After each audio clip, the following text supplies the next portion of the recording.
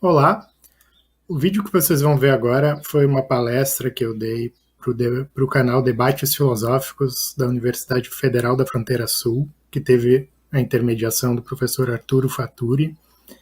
E nessa palestra eu falei um pouco sobre algumas razões pelas quais eu penso que o cinema pode contribuir com a filosofia, e também usei o filme Rashomon, do Akira Kurosawa, como o que eu chamei de um caso teste, uma apresentação de uma leitura filosófica mostrando como esse filme em particular pode oferecer uma contribuição própria.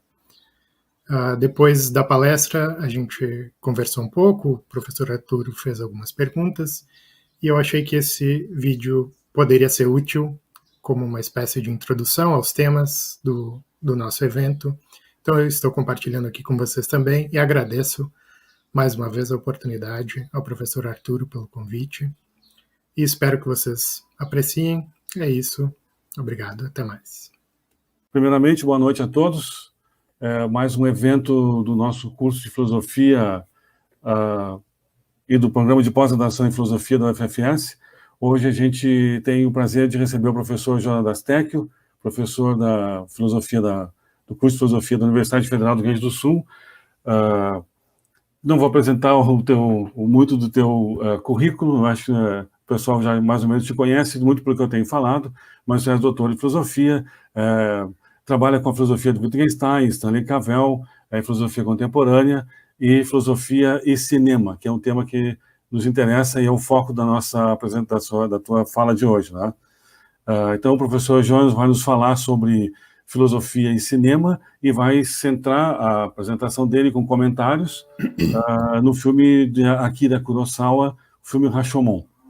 Então, Jonas, muito bem-vindo, muito obrigado por ter aceito a participação, e eu deixo contigo agora, vou colocar aqui a tua apresentação e eu vou sair de tela, né? Qualquer coisa, se tiver alguma coisa para comentar comigo, eu tô te ouvindo. Tá bom, obrigado. Bom, boa noite a todos e todas. É um prazer participar desse evento. Queria agradecer ao Arturo pelo convite. Espero que a próxima seja ao vivo aí com vocês, mas é sempre bom falar sobre esses temas e divulgar um pouco a pesquisa que eu tenho feito sobre cinema e filosofia aqui na URC. Será um prazer ouvir as perguntas de vocês. Bom, eu tenho bastante coisa que eu quero tratar, então eu vou passar diretamente à apresentação. Como o Arturo falou, a ideia, o que eu combinei com ele um pouco foi falar um pouco sobre as relações entre cinema e filosofia em geral. Esse é um tópico que eu pesquiso, e aí eu vou usar mais para o final o Rashomon, do Akira Kurosawa, como o que eu chamo assim de um caso teste, para um exemplo de como um filme pode fazer uma contribuição filosófica. Eu vou recomendar para quem, eu acho que o Arturo já tinha recomendado, mas talvez alguém que esteja ouvindo depois, enfim. Eu e o professor Flávio Willigs, de Santa Maria, editamos há pouco tempo, foi lançado há pouco tempo, esse volume chamado Filosofia e Cinema, uma antologia. Nós editamos ele como um e-book e ele está disponível gratuitamente nesse link da UFPEL. Se vocês colocarem no Google o título e UFPEL devem encontrar facilmente. E nesse livro nós temos, eu e o professor Flávio, um ensaio introdutório em que a gente fala sobre a importância do cinema para a filosofia. Então eu vou estar, de alguma forma, ecoando algumas das coisas que eu disse aí, se vocês quiserem aprofundar depois. E tem um capítulo meu que é justamente o tópico, basicamente, da apresentação de hoje, em que eu detalho a minha leitura do Rashomon. Então, o que eu pensei em fazer foi, primeiro, vou pressupor que vocês todos viram o filme, é só isso que eu vou pressupor, tá? Eu vou tentar fazer a minha apresentação de tal forma que seja inteligível, mesmo que vocês não tenham lido esses textos, mas para quem tiver lido, eu espero, vai ser mais proveitoso, e se quiserem tocar, aprofundar algum tema do meu artigo, eu estou à disposição. E para quem não tiver lido, eu espero que sirva um pouco como um convite para vocês depois aprofundarem esses temas e aproveitarem essa antologia, que eu acho que é bem legal. Assim, no Brasil não tinha nada, até onde eu sei, com esse formato. Posso falar mais sobre o livro depois também. Então, eu vou começar falando um pouco sobre razões pelas quais, algumas das razões, eu acho que tem muito mais, mas pelas quais eu acho importante que esse tema seja pesquisado, saber que o cinema, né, que filmes sejam tratados por nós, filósofos e filósofas. Uma razão que eu acho que é mais óbvia para todo mundo, não só na filosofia, mas em qualquer área, é que filmes têm uma vantagem didática que é, em grande medida, a razão pela qual eu imagino a maior parte dos professores se aproveitam do cinema. Né? É o fato de que as pessoas, sobretudo os jovens, os alunos, já têm contato com o cinema, com o audiovisual, e é sempre muito útil para nós poder tratar de um tema mais abstrato, talvez mais difícil, ou que exija um pouco mais de especialização a partir de um filme. Então, é um uso de filmes que é muito comum e que eu acho legítimo. Né? São basicamente usos instrumentais do cinema. Um filme que ilustra uma questão, um tema, um problema, uma posição, assim por diante. Então, acho que essa é a razão mais óbvia e mais comum para se usar filmes. Eu quero apresentar brevemente para vocês algumas razões que eu considero mais filosóficas, ou mais filosoficamente relevantes, do que essa razão que eu acho que é mais didática, assim, mais instrumental.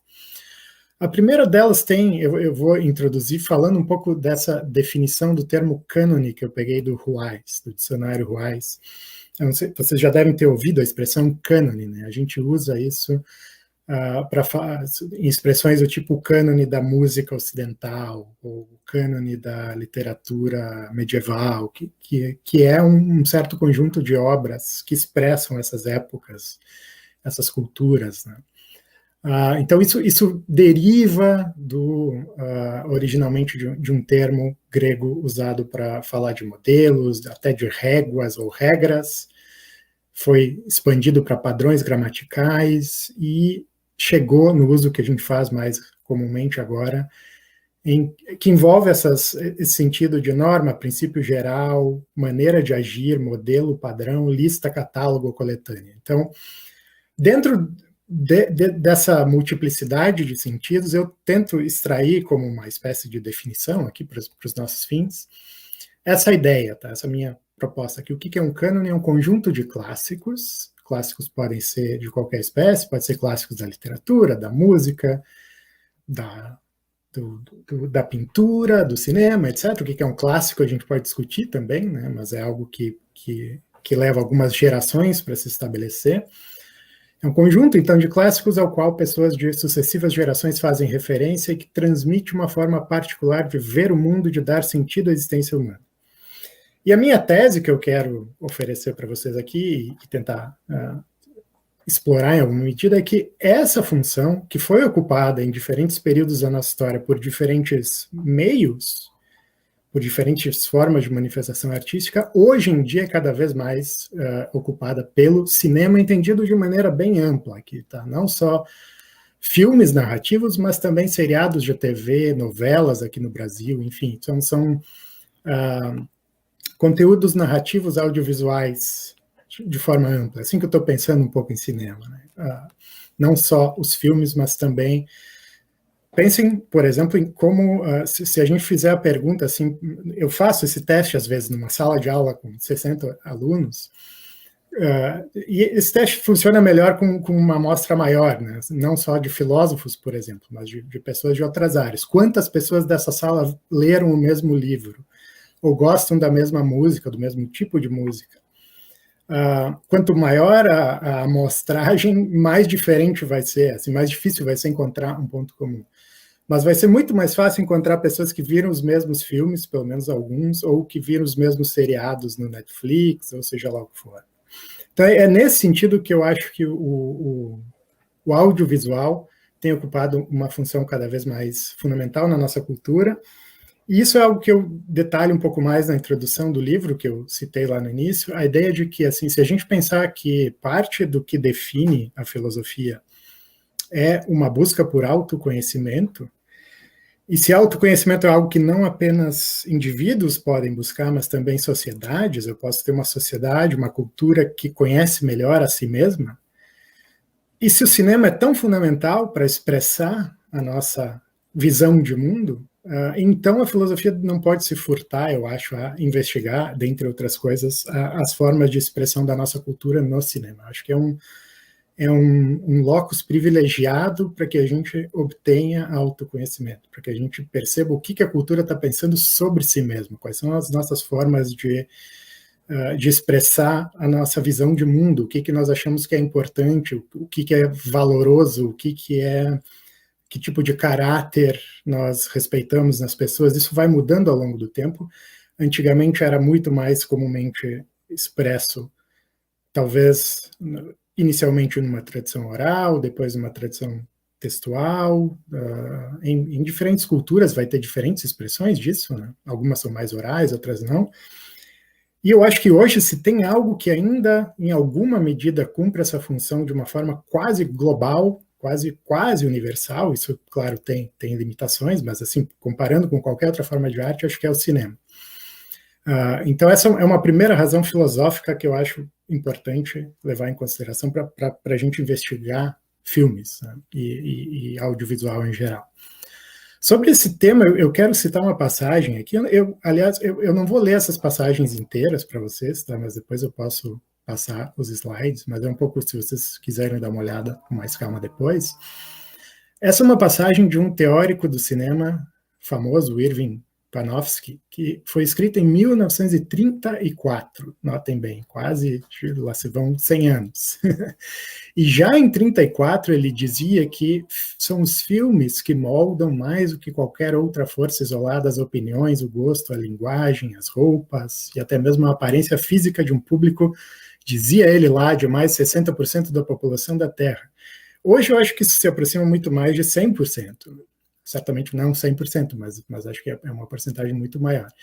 E aí a passagem continua dizendo basicamente que se as outras artes desaparecessem, assim, se houvesse um cataclismo e todas as demais atividades artísticas deixassem de ser produzidas, pouca gente lamentaria isso de maneira profunda, mas se isso acontecesse com o cinema, as consequências seriam catastróficas. E eu fiquei pensando, quando eu reli essa passagem hoje, eu não sei se é a experiência de vocês todos, mas é a minha, certamente, o que seria desse ano de 2020 que nós passamos em casa, quem teve sorte de poder passar em casa, pelo menos, né, isolado, se não fosse o audiovisual, né, se não fossem os seriados, os filmes, etc.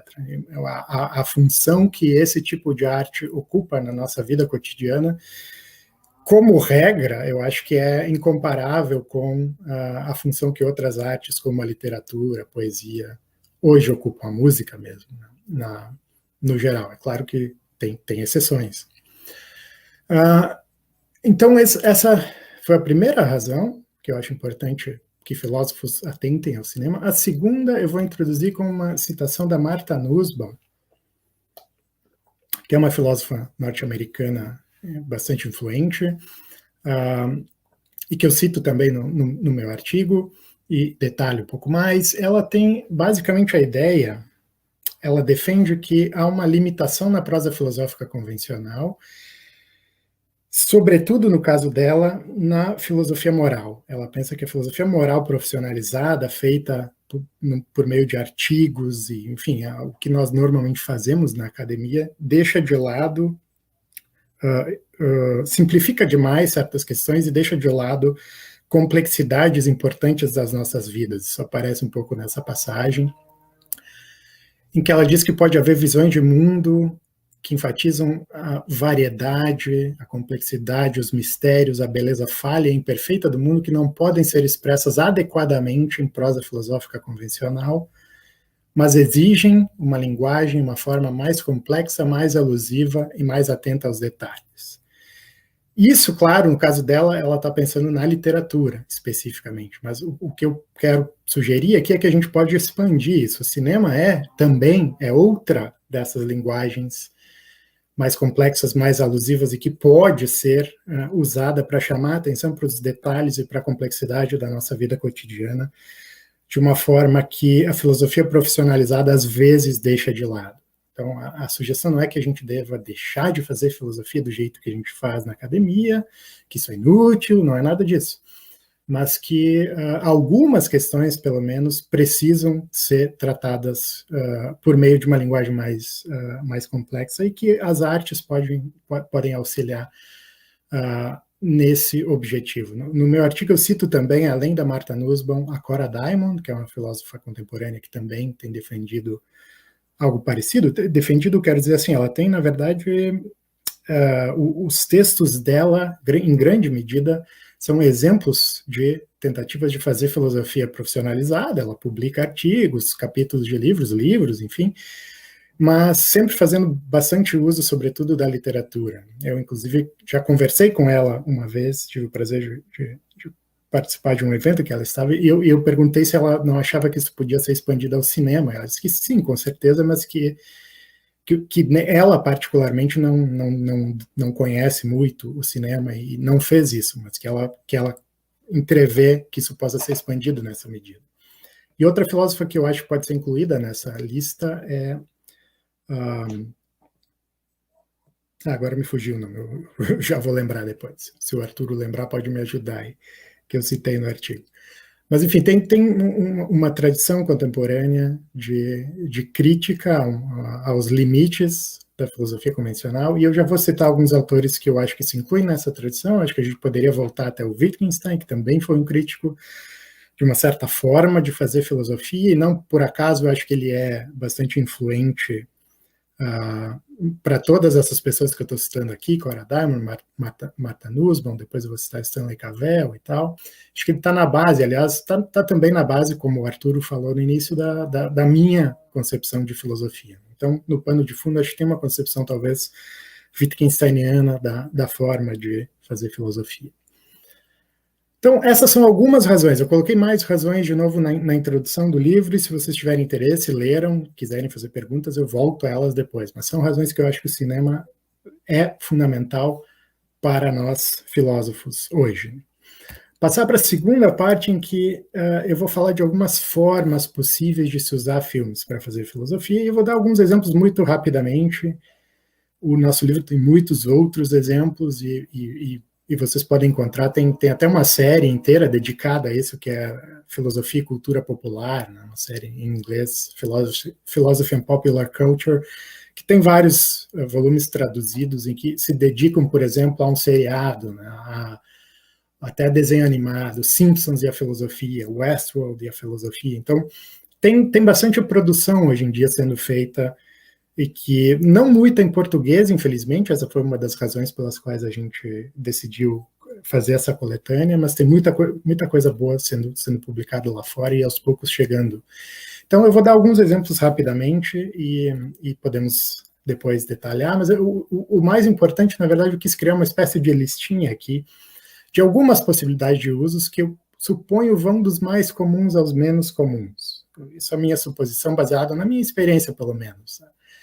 O mais comum é esse que eu falei antes, ilustrar, assim, o uso de filmes para ilustrar um problema. Eu tenho um filósofo, um texto que eu quero discutir em aula, e tem um filme que é interessante para conectar de alguma maneira, mas o que é fundamental é o texto. O filme serve, como eu disse, instrumentalmente, como um apoio. Tem usos um pouco mais ousados e talvez menos comuns, que é usar um filme para testar uma teoria filosófica, mais do que apenas ilustrar, para de fato talvez comprovar ou refutar uma posição. Talvez mostrar que quando a gente leva a sério um experimento mental, por exemplo, se a gente de fato pensa nas consequências, isso acaba mostrando que tem um problema nessa posição. Também para rodar experimentos mentais, rodar entre aspas, né, filósofos usam muito essa ideia de fazer um exercício imaginário e extrair certas conclusões daí. Eu acho que alguns filmes são muito melhores do que... E, claro, a literatura também, né? A literatura, sobretudo, por exemplo, de ficção científica, são muito melhores, mais detalhados, mais ricos ao imaginar um experimento mental em todos os seus detalhes.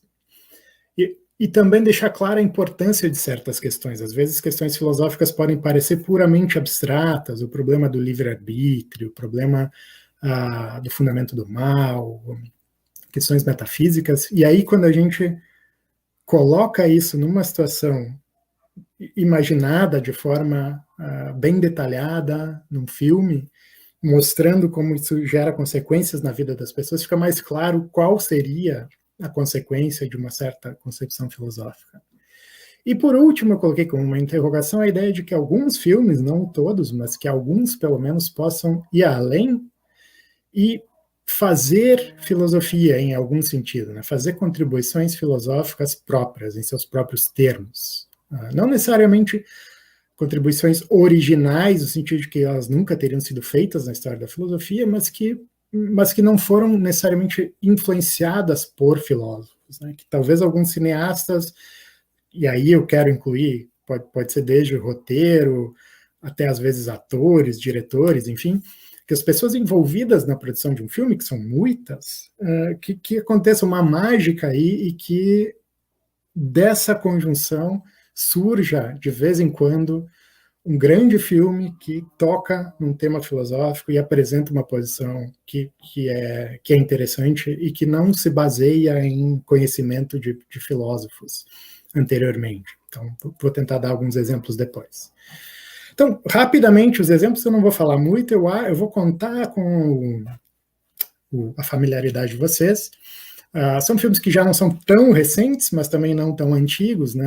Teve uma série de filmes aí no final da década de 90, início dos anos 2000, e eu peguei como exemplo Matrix, o Show de Truman, eu lembro do 13º Andar, teve uma série de filmes que exploraram, por razões, obviamente, que tem a ver com o desenvolvimento da nossa tecnologia, a importância dos computadores, da internet, essa possibilidade de que a nossa realidade, o que nós achamos que é a realidade, talvez fosse um tipo de embuste, né? Talvez fosse um tipo de ilusão. Essa é uma questão filosófica tradicionalíssima. Adolescentes começam a se fazer essa pergunta de forma natural, sem ter lido nada de filosofia, né? Eu acho que esse é a semente da filosofia, às vezes, é esse tipo de pergunta. E esses filmes, pela primeira vez, mostraram, assim, pela primeira vez, eu quero dizer, de uma forma claríssima e muito didática, que se há plausibilidade para essa ideia e qual pode ser. Né? Se vocês viram Matrix, eu não vou dar muito spoiler, ou o Show de Truman, são diferentes versões, mas a ideia é que a gente possa descobrir em algum momento que tudo que a gente viveu até agora é uma ilusão. Seja porque eu estou conectado num computador, ou seja porque eu estou numa espécie de reality show e as pessoas estão me assistindo. E isso é basicamente uma reapresentação de um argumento que apareceu várias vezes na história da filosofia, mas que famosamente aparece nas meditações do Descartes, o argumento do gênio maligno, que pode estar nos enganando, né, e que ele usa num argumento em que ele começa a pôr em dúvida as nossas crenças. E depois, mais recentemente, no Hilary Putnam, tem uma versão desse argumento que é o famoso caso dos cérebros numa cuba, que é um desses experimentos mentais em que a gente imagina cérebros humanos numa cuba de nutrientes ligados a um computador. Quando a gente lê, eu até faço esse exercício com os alunos, lê esse texto, talvez não fique muito convencido disso e tal, sobretudo antes do Matrix ter saído. Mas aí a gente vê esse filme e vê detalhes de como isso poderia, de fato, funcionar e condições para que isso fosse o caso, e aí esse argumento cético tradicional começa a parecer fazer mais sentido. Se ele faz sentido ou não, é uma questão em aberto, mas assim, ele certamente parece mais plausível e mais vivo para as pessoas. Então, esse eu acho que é um filme que eu estou deixando em vermelho, porque eu acho que ele faz mais. Em geral, essas coisas vêm juntas, né? Mas, claro, roda esses dois filmes, rodam experimentos mentais, ilustram problemas, mas acho que eles também testam teorias filosóficas. E em alguma medida deixam clara a importância também, mas acho que isso é menos relevante nesses casos. Teve também uma série de filmes, e acho que aí sim mais recentes, continua tendo, se no Netflix a cada mês sai um filme ou um seriado nessa linha, que investigam temas de filosofia da mente, do tipo relações entre máquinas e seres humanos, se uma inteligência artificial, em que medida eu posso, se isso é uma inteligência, quais seriam as condições para que isso se tornasse consciente, e assim por diante. E, portanto, o que nos define como seres humanos, qual é a diferença entre um ser humano e uma máquina muito inteligente. Né? Eu dei uma série de nomes aqui, inteligência artificial, do Spielberg, O Homem Bicentenário, que é baseado num conto do Asimov, que também é muito bom. Eu, Robô, Ela, o Her, né, com a Scarlett Johansson, o Ex Machina, e deve ter uma série de filmes mais recentes que tratam disso. Né? E aí sim, eu acho que rodam esses experimentos com muito detalhe e são fascinantes. Em alguns casos, as pessoas que fazem esses filmes de fato leram filósofos, em outros casos não. Eu acho que são intuições que acabam sendo exploradas de uma forma bem detalhada. Então, notem, eu de propósito estou tentando escolher uma lista que o Wittgenstein às vezes diz que o problema da filosofia é que a gente tem uma dieta muito restritiva de exemplos, né, que é importante ter muitos exemplos. Eu estou escolhendo filmes que tratem de problemas diferentes. O primeiro era um problema epistemológico. Aqui a gente tem um problema de filosofia da mente. O terceiro aqui seria um caso de um problema na intersecção da ética com a metaética. Tem o filme Crimes e Pecados, do Woody Allen, para quem viu deve lembrar, é central nesse filme, aqui tem até na legenda aí dessa cena que eu copiei.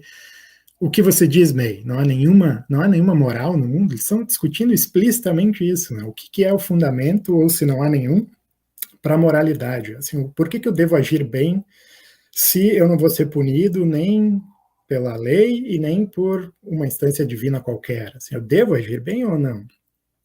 Tem basicamente ali um personagem que age bem e se dá mal, e um personagem que age mal e se dá bem.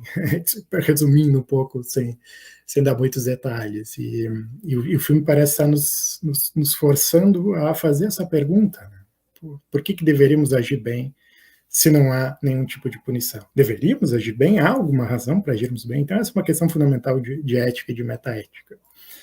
Agora, eu fiz questão de pegar um blockbuster, e eu acho que teria vários outros exemplos de blockbusters que talvez a gente ache que só está interessado em efeitos especiais, explosões, etc., mas que a minha hipótese de trabalho é que, em geral, filmes que fazem muito sucesso, assim, de bilheteria e de crítica, em alguma medida, tem que ter algo mais, né, por trás dos efeitos especiais e das explosões. E eu acho que a trilogia toda do Batman, do Nolan, mas sobretudo o Dark Knight, um dos temas, dentre vários outros que são explorados, e pelo menos tacitamente, mas às vezes explicitamente, é de novo uma questão de metaética da relação entre utilitarismo e deontologia. Se vocês nunca ouviram falar desses termos, é só para resumir aqui rapidamente. Utilitarismo é a ideia de que eu devo decidir que ação tomar por uma espécie de cálculo de consequências. Eu vou fazer um cálculo e pensar qual é o curso de ação que maximiza o bem-estar, digamos, para mais pessoas, ou o cálculo pode ser feito de várias formas, né? Mas o que nos interessa aqui eu vou fazer um cálculo, vou pensar em quais são as consequências da minha ação, vou comparar com outras possíveis consequências de outras ações e ver qual que gera um certo resultado, qual que maximiza um certo resultado, bem-estar, felicidade, seja lá o que for. Deontologia, por outro lado, é a ideia de que a motivação para uma ação deve ser por dever, porque é certo fazer, porque tem um princípio que devemos seguir independente das consequências. Eu não devo pesar as consequências e ver se isso vai gerar bons frutos ou não, ou vai maximizar o bem-estar. Eu não devo considerar isso, eu devo fazer uma ação se ela está de acordo com um princípio universal. De novo, tem diferentes formas de pensar qual é esse princípio. E como que isso aparece no filme? Basicamente, assim, sem também dar muito spoiler, eu acho que o Batman é, na maior parte dos filmes, ao longo da maior parte do filme, um deontólogo. Ele tem certos princípios, podemos discordar ou concordar dos princípios dele, mas ele tem princípios e ele não mede as consequências. Ele vai fazer aquilo porque ele acha que é a coisa certa a ser feita. No entanto, no final desse filme, se vocês lembrarem, eu não vou dar o detalhe, mas tem uma mudança ali quando ele decide contar uma mentira. Ele é convencido pelo Gordon ali de que, nesse caso em particular, tem uma ação que é errada do ponto de vista deontologista. Contar uma mentira nunca deveria ser correto, mas que vai maximizar, no caso ali, vai dar esperança para a população de Gotham, né? Uma mentira que tem a ver com Harvey Dent lá no final. Então, eu acho que é interessante a gente ver esse desenvolvimento. E o Coringa, por outro lado, é o sujeito que fica o tempo todo questionando essa posição do Batman em vários momentos.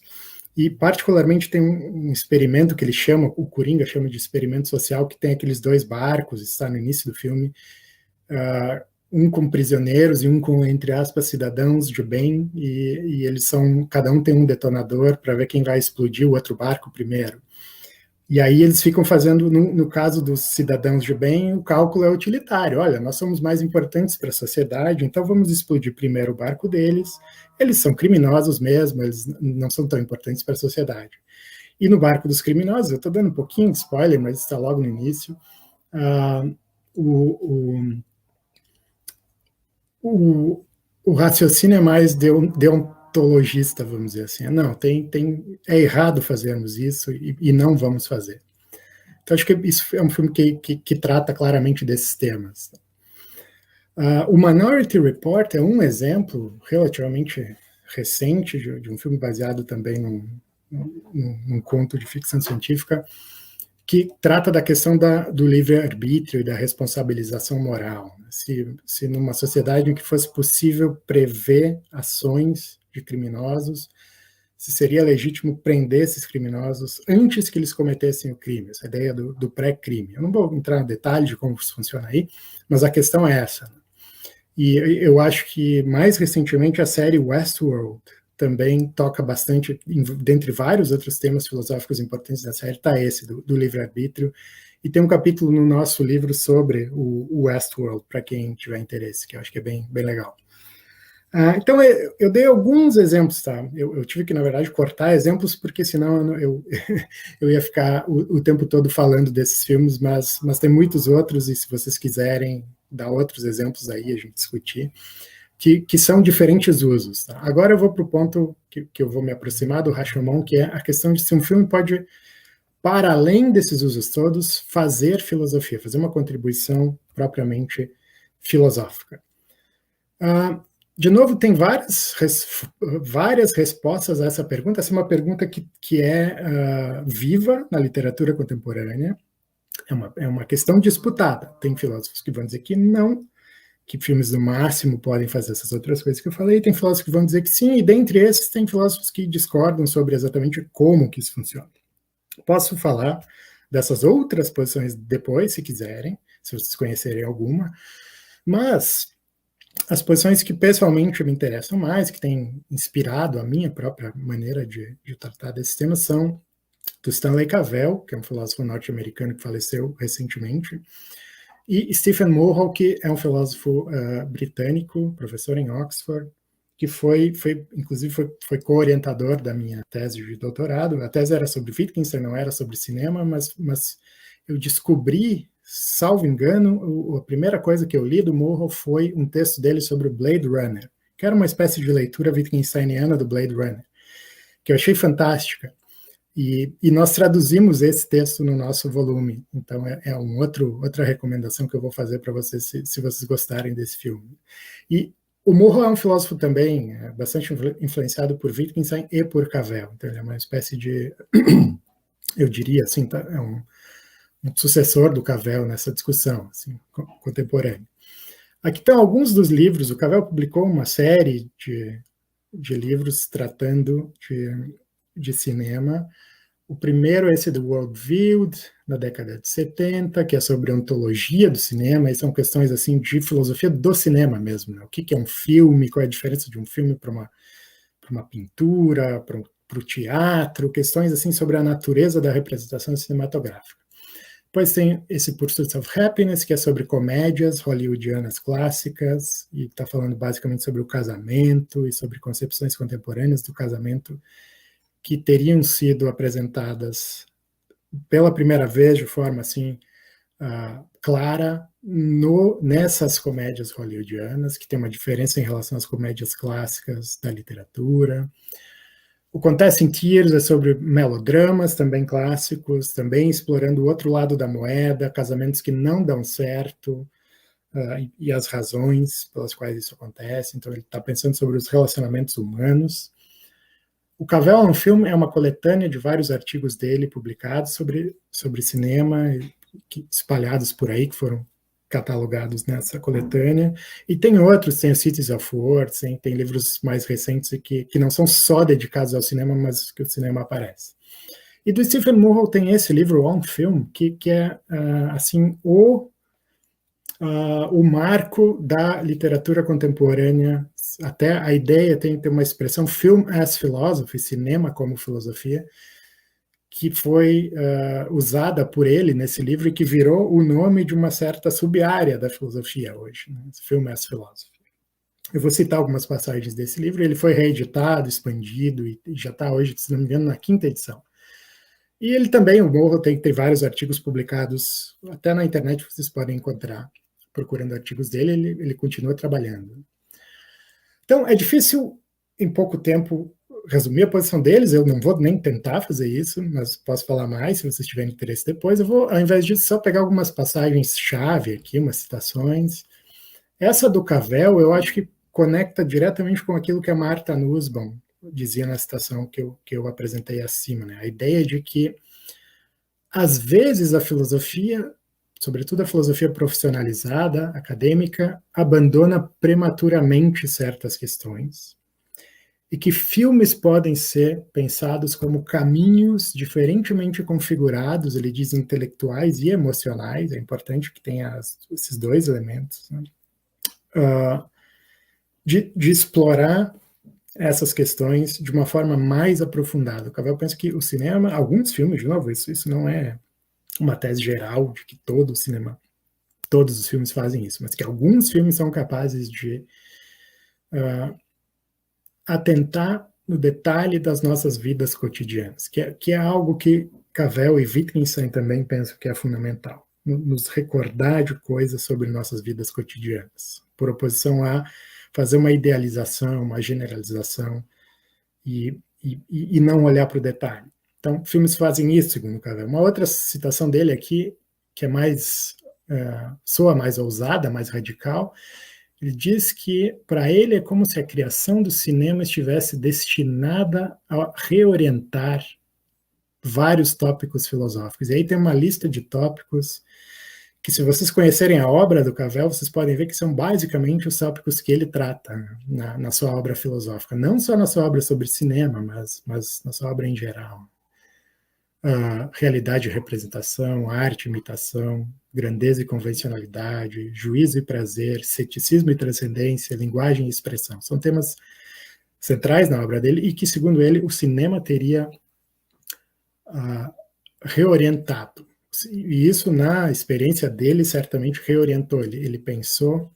O Cavell escreve também sobre literatura, sobre teatro, sobre música, sobre ópera.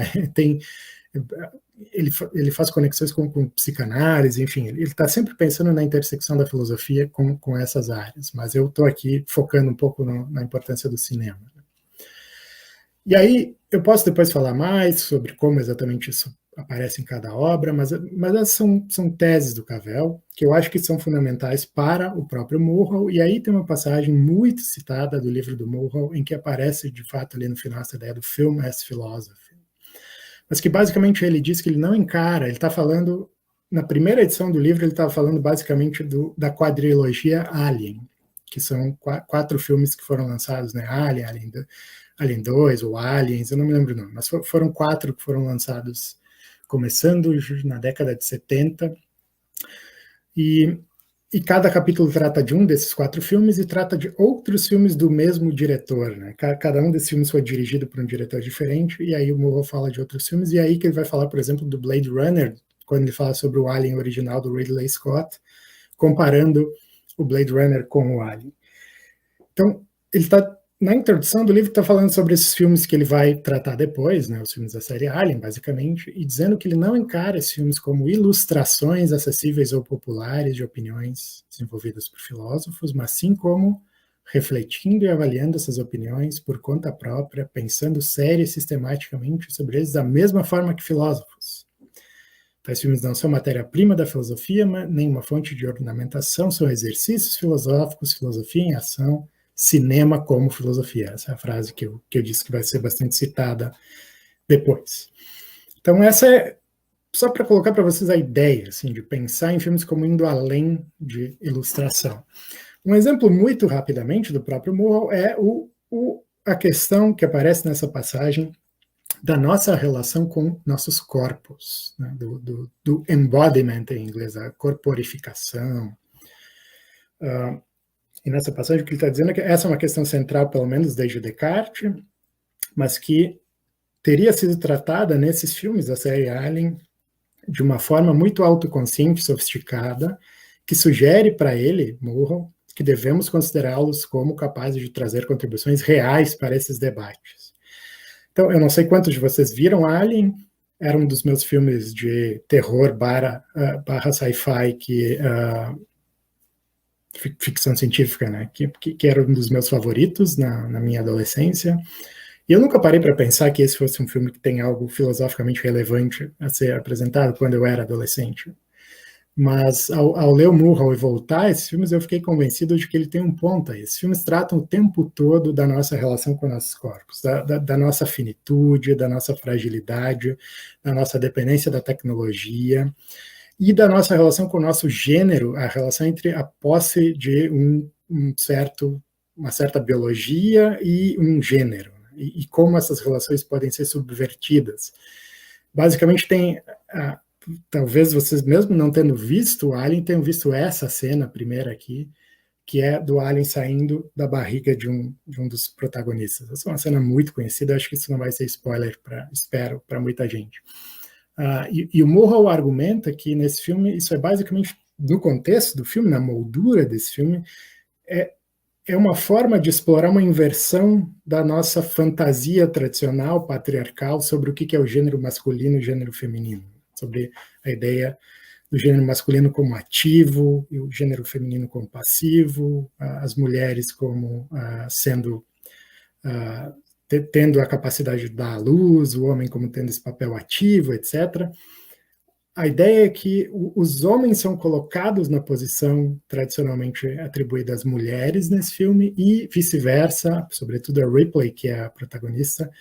Ela é a protagonista, no final das contas. A gente demora, isso é um desenvolvimento, mas ela se torna a heroína e salva a nave, assumindo uma atitude que tradicionalmente nós atribuiríamos ao gênero masculino. E o próprio Alien, a figura do Alien, seria uma espécie de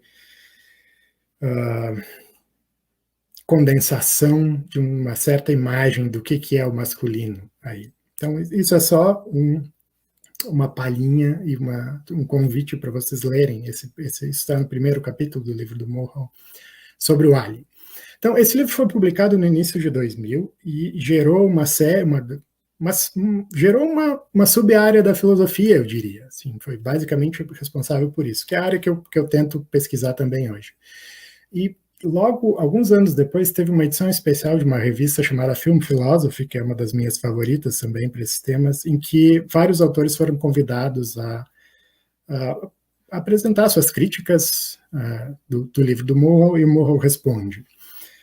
Eu cito algumas dessas passagens no meu artigo, mas hoje aqui eu selecionei um desafio que o Julian Baggini, esse filósofo também britânico, que é bastante simpático, na verdade, a posição do Mulhall, mas ele faz um desafio e ele mesmo responde, e isso vai me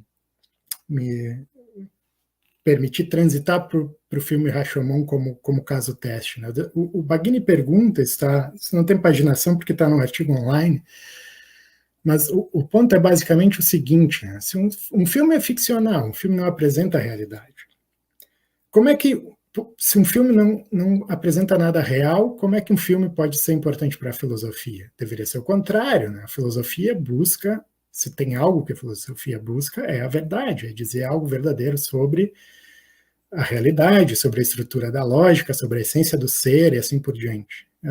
Então, nada mais antitético do que a esse papel da filosofia do que uma ficção, certo? Esse é o desafio retórico que ele faz. E a pergunta é essa: como é que uma representação ficcional pode mostrar algo sobre a natureza da realidade de uma forma filosoficamente rigorosa? E a própria resposta dele eu acho interessante, assim, não é suficiente uma representação ser realista no sentido de simplesmente reproduzir a realidade, porque se fosse isso, então, ele diz aí, uma gravação de vídeo de segurança, ou um filminho que eu faço no meu celular, seria muito melhor do que um longa-metragem, né? Se representar a realidade se resumisse a isso. Então, um filme não é filosoficamente interessante se ele faz apenas isso. Ele precisa fazer algo mais. O que é esse algo mais? O Baggini expressa isso em termos de não apenas ser consonante com a nossa experiência, mas revelar algo sobre ela que não se tinha notado antes, ou dar um sentido a algo que, de uma maneira diferente e sutil e útil. E isso serviria igualmente bem como uma descrição da filosofia, pelo menos de um certo tipo de filosofia, que é também a filosofia do Wittgenstein, que está na base. Aqui também o Baggini é um filósofo que foi bastante influenciado pelo Wittgenstein. Aqui a ideia de que cabe a filosofia, nessa concepção de filosofia, não exatamente oferecer novos conhecimentos, mas nos recordar, nos mostrar de uma forma, talvez pela primeira vez, claramente algo que em algum sentido nós já sabíamos, algo que já é verdadeiro sobre nós, mas que nós não tínhamos nos dado conta. A filosofia deve revelar esses aspectos da nossa vida cotidiana que passam despercebidos na maior parte do tempo, e que o cinema pode fazer isso. Essa é a minha deixa para finalmente chegar ao Rashomon, que eu espero vocês todos tenham visto, né? A pergunta é um pouco como que o Rashomon poderia fazer algo como isso, né? Mostrar algo sobre a realidade, sobre a nossa experiência, algo novo, algo que não tenhamos nos dado conta de forma tão clara antes. O filme, todo ele gira em torno de um crime, e a questão, a primeira questão que a gente tem é determinar quem foi, o que crime foi esse, aliás.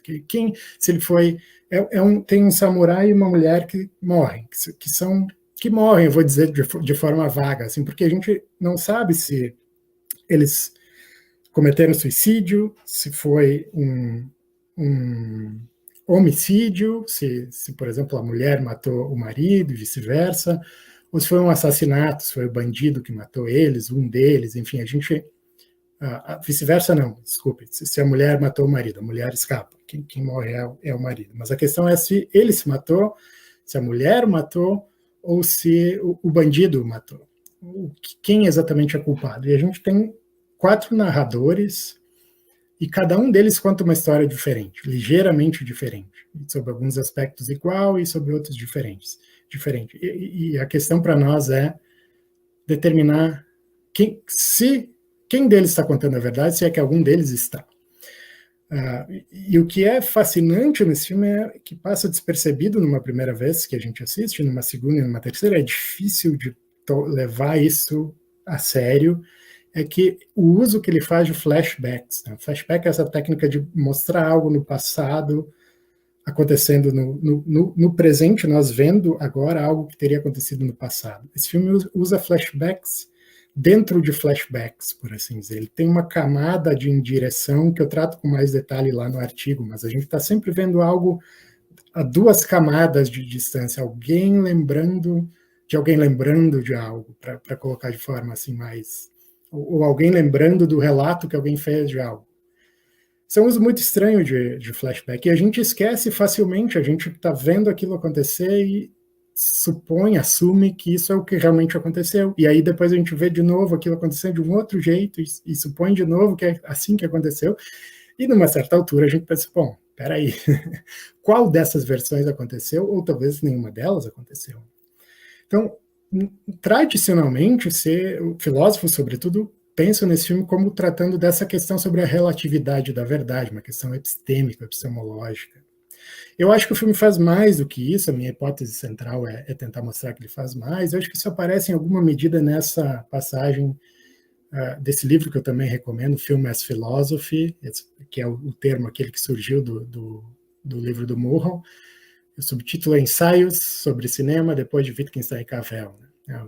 Editado pelo Reed e Goldenbaum. Aqui eles falam que o que o filme mostra é que um evento que em certos aspectos ocorreu objetivamente é recordado de forma diferente, porque os participantes não se limitaram a experimentar os eventos como observadores distanciados e objetivos, mas sim como participantes, que viram em suas ações e nas ações dos outros motivos, sentimentos e compromissos morais que não eram fatos simples e publicamente observáveis. Então, eu acho que tem um ponto importante aqui, né?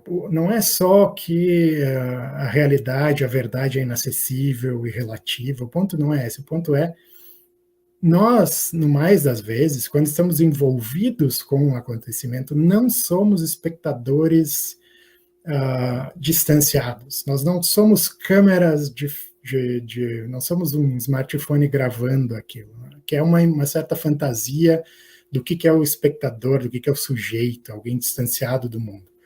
Nós somos envolvidos naquilo, nossas ações, nós estamos diretamente absortos naquilo que está acontecendo, nossas emoções e nossas motivações e nossos compromissos influenciam a forma como nós experimentamos um fato, não é? E nessa medida como nós percebemos aquele fato. Eu acho que esse filme está tratando, em última instância, desse ponto. Eu acho que é esse o ponto que o filme, para usar aquela formulação do Baghini, nos recorda de algo que, em alguma medida, nós já sabemos. Se nós pararmos para pensar, nós vamos nos dar conta de que é isso mesmo, mas é fácil de esquecer quando a gente filosofa sobre isso. Então, eu poderia parar aqui essa hipótese, mas eu vou usar mais alguns minutos para pincelar alguns elementos adicionais para essa leitura. Fica à vontade, Janda. Fica à vontade. Tá certo. Então tá, eu vou pincelar alguns elementos para essa leitura, e aí que também eu trato com muito mais detalhe no artigo, e a gente pode depois... Eu selecionei algumas coisas, tá, para dar carne para essa minha leitura um pouco mais, que eu vou chamar de fenomenológica do filme. Então, essa é a parte final aqui. O primeiro elemento é um relato do próprio Kurosawa, o diretor. Tem uma autobiografia do diretor em que ele conta uma anedota sobre a produção do filme, que os diretores assistentes do filme teriam dito para ele que não conseguiam entender aquele roteiro de jeito nenhum. Leram e releram e não entendiam. E aí essa é uma passagem que eu quero citar, porque eu acho que é importante para a gente aqui. O Kurosawa diz o seguinte: os seres humanos são incapazes de honestidade consigo mesmos, sobre si mesmos. Eles não podem falar sobre si mesmos sem embelezar. Esse roteiro retrata tais seres humanos. Ele ainda mostra que essa necessidade pecaminosa por falsidade lisonjeira vai além do túmulo. Vocês lembram? Eu acho que eu não salientei isso, mas o samurai, ele conta a sua versão da história para além do túmulo. Ele conta por intermédio de uma médium. E ele também parece estar embelezando um pouco o que aconteceu. E aí, a parte que me interessa mais, ele falando para os diretores, vocês dizem que não conseguem entender esse roteiro de nenhum modo, mas isso é porque o próprio coração humano é impossível de entender. Se vocês se concentrarem na impossibilidade de compreender verdadeiramente a psicologia humana e lerem o roteiro mais uma vez, acho que entenderão seu ponto. Então, bom, se isso não é um diretor refletindo filosoficamente com um filme, eu não sei o que é, né? Esse é um diretor dizendo que esse filme, esse roteiro, no caso ali, né, trata da impossibilidade de compreender verdadeiramente a psicologia humana, trata das profundezas do coração humano. Então, o que eu quero chamar a atenção, para além da ideia de que o Kurosawa parece estar explicitamente ele mesmo dizendo que é filosofia o que ele está fazendo, ele não está dizendo que é filosofia, mas enfim, está colocando essa leitura do que ele vê no roteiro, que é uma questão certamente filosófica sobre o que é ser humano, sobre a alma humana, né? Mas, para além disso, eu quero chamar a atenção de que, se a gente puder levar a palavra do diretor, eu não acho que o diretor tenha a última palavra sobre o conteúdo dos seus filmes, mas acho que com certeza ele pode ter a primeira, digamos assim, né? A questão é se ele... Uma coisa é o que alguém pretende, tem a intenção de expressar, outra coisa se de fato foi isso que foi expresso no final das contas, com todas as demais pessoas envolvidas na produção do filme. Mas eu acho que nesse caso foi. Eu acho que esse filme não está apenas tratando de questões epistemológicas, ele está tratando dessa questão que tem a ver com essa obscuridade da alma humana. Acho que isso é uma boa chave para a gente pensar no filme. Então, esse é um elemento assim, um pouco externo, uma autobiografia e tal. Um outro elemento que é externo em alguma medida, mas interno em outra, é que o Kurosawa decide ambientar esse filme num período histórico específico da história do Japão, que para nós ocidentais pode não ser óbvio, mas que eu acho que para os espectadores japoneses devia ser muito óbvio, né? Que ele estava mais ou menos, vocês já vão ver por quê, tratando dessa época, que é o chamado período Heian, no século XII, e basicamente o que eu quero chamar a atenção, isso está no livro do Stephen Prince sobre o Kurosawa. Esse é um período em que a autoridade estava sendo minada, a autoridade política, judicial, pelo crescimento de poderes políticos militares autônomos, né, por milícias, assim por diante. Pestes, incêndios, terremotos, rebeliões de monges guerreiros, criminalidade violenta na capital Kyoto era a capital do Japão na época, tudo parecia sinalizar a dissolução da ordem, um mundo à beira do caos. Aquele parecia ser um período conhecido como o fim da lei. E segundo ele, o fato de o diretor ter ambientado o Rashomon nessa época seria justamente uma forma de revelar o comportamento humano levado ao extremo, né? Num contexto em que nós temos essa extremidade, no sentido todas essas dificuldades, o que acontece com os seres humanos nesse tipo de contexto. Então, eu acho que esse é o experimento mental, que é em parte histórico, em parte ficcional, que o Kurosawa faz nesse filme. Então, só para dar o contexto para vocês, eu peguei algumas fotos aqui de como era a cidade de Kyoto, que era a capital do Japão, nessa foto de cima, e como era o portão. O Rashomon é o nome desse portão, que é um dos portões dessa cidade que fica ali não consigo apontar aqui no vídeo para vocês, mas nessa avenida central, né? Um dos portões de entrada para a cidade, como ele era originalmente e como ele é apresentado no filme, todo despedaçado, sob chuva, as pessoas tirando pedaços dele. Então, o que isso mostra, me parece, né? O que o Kurosawa quer sugerir ao dar o nome para o filme, que é o nome do portão, e mostrar esse portão despedaçado. É um período em que uma certa visão de mundo está em pedaços, né? Não há mais estabilidade na vida das pessoas aí, né? E esse portão passa a ser usado por ladrões, pessoas que abandonam bebês, cadáveres, etc. Então, tem algo de simbólico na escolha desse portão, que é a primeira coisa que a gente vê no início do filme, em pedaços, as pessoas ali. E eu acho que é em parte para ambientar, para dar o mood, assim, o estado de ânimo, a atmosfera do filme, né? E está sob chuva torrencial também, o filme todo, só no final a gente vê o sol. Então o Kurosawa escolhe com cuidado como ele vai ambientar o seu filme. E dada essa moldura, a primeira coisa que a gente ouve são essas frases desses três personagens que a gente vê no portão, né? O lenhador, o monge e o aldeão. O lenhador, a primeira coisa que a gente ouve não consigo entender nada. E aí o monge, nunca ouvi nada tão estranho, estou perdendo a fé nos homens. Se os homens não dizem a verdade, não confiam nos outros, então a terra se torna de fato um inferno. E o aldeão é uma espécie de nihilista, e ele diz, é isso mesmo, o mundo em que vivemos é um inferno. Ele parece ter se resignado a que é isso mesmo que esse mundo, para ele pelo menos, se apresenta assim. Então, a primeira questão que fica para nós, espectadores, é que o que diabos eles não entendem? O que é a questão? O que está incomodando tanto o monge e o lenhador?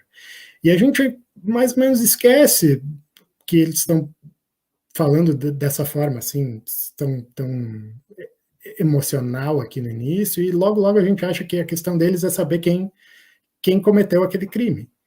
Todo mundo mentiu, quem foi que disse a verdade, mas não me parece que seja só isso, né? Na minha leitura, isso é um pouco... É como se fosse a última gota d'água, assim, que leva eles à beira do niilismo. Eles já estão num mundo difícil, cruel, complicado, e esse fato é uma espécie de empurrãozinho final para eles quase caírem do abismo, né? Para abandonarem qualquer esperança na humanidade. assim por diante. É assim que eu penso nisso. E aí eu vou dando alguns elementos para isso, mas chamar a atenção primeiro para o fato de que aí a gente começa com os flashbacks. E é sempre o lenhador contando para nós algo que ele presenciou em primeira pessoa, ou ele ouviu nesse momento aqui, que é um relato do bandido, da esposa e do samurai, por intermédio de um médium, numa espécie de julgamento. Não é um tribunal exatamente, mas é um julgamento. As testemunhas falam olhando para a câmera, olhando para nós, portanto. Né? Nós, como espectadores, estamos colocados na posição de juízes. Cabe a nós julgar quem é culpado.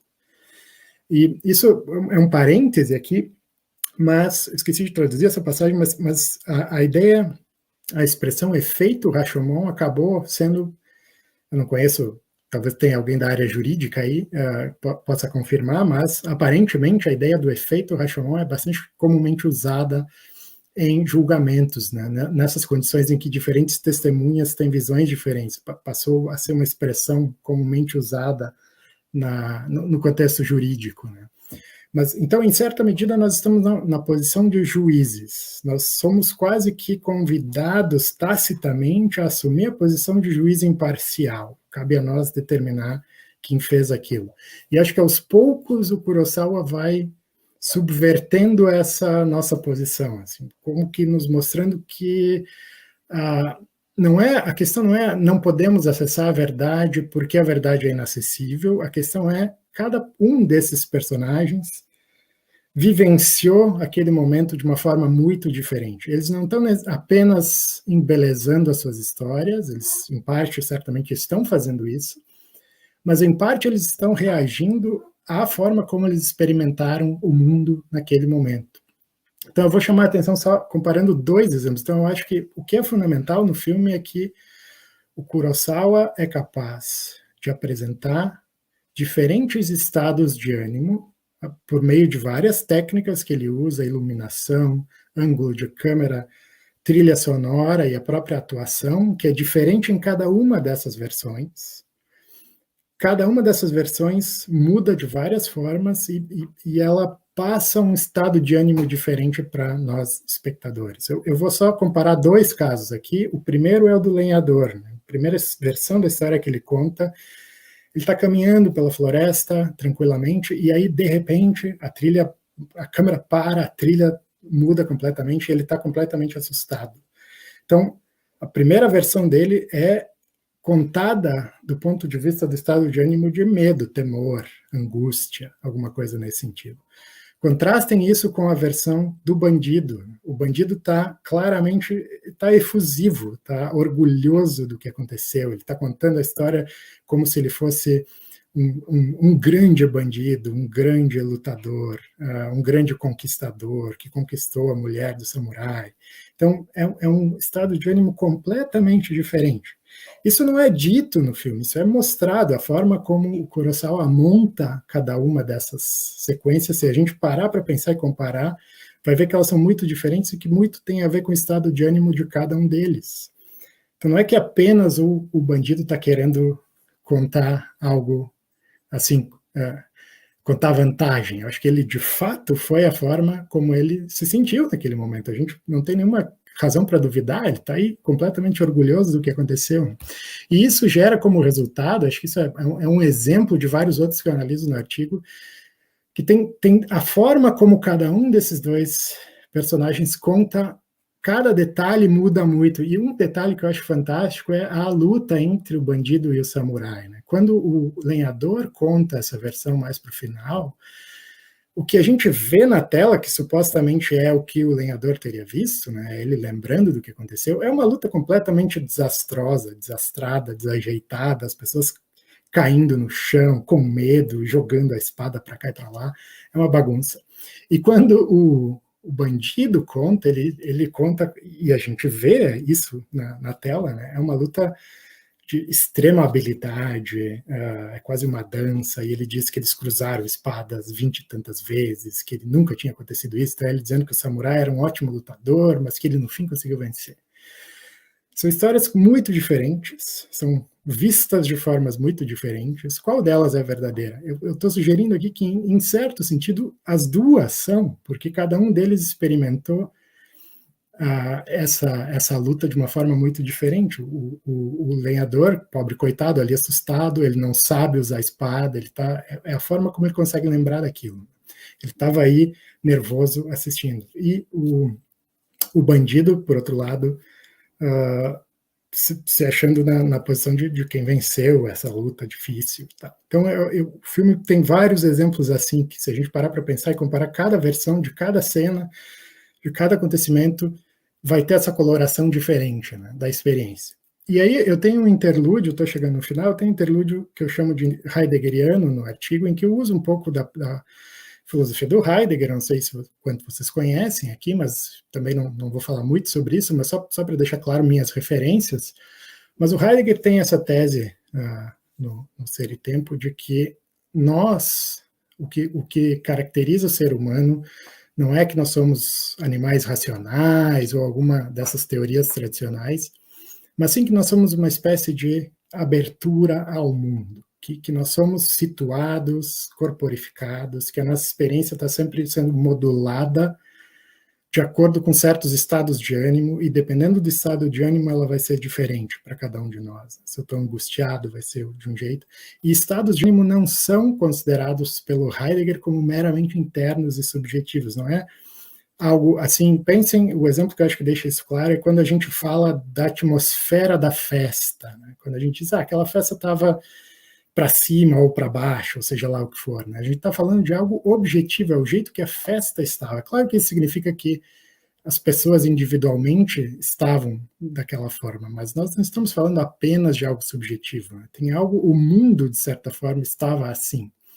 Então, isso para dar uma ideia para vocês do que seria essa versão, é uma tese fenomenológica, uma tese sobre o conteúdo da nossa experiência.